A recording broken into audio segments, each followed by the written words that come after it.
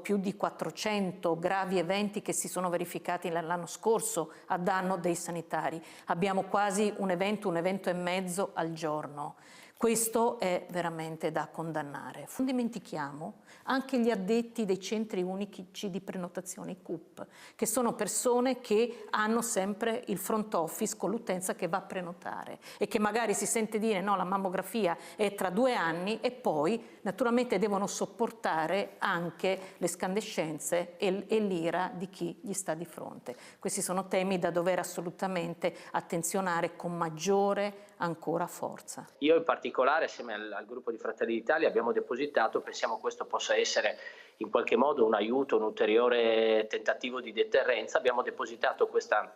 proposta di legge che obbligherebbe, tra virgolette, la Regione a costituirsi parte civile nel caso di aggressione al personale del sistema sanitario regionale, al sistema del trasporto pubblico, quindi degli autisti, dei volontari di protezione civile, delle forze dell'ordine e quindi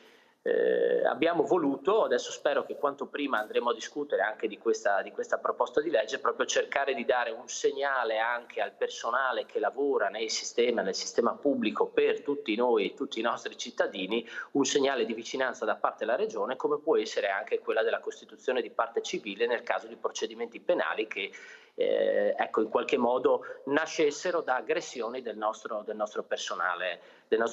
mentre fanno il loro lavoro. Così a caldo, di cosa che senz'altro è importante quello che proposta? appunto il consigliere fa con questo disegno di legge. Altrettanto importante, Igor, è cercare che onestamente la percezione anche dei nostri concittadini di avere una sanità pubblica che funzioni,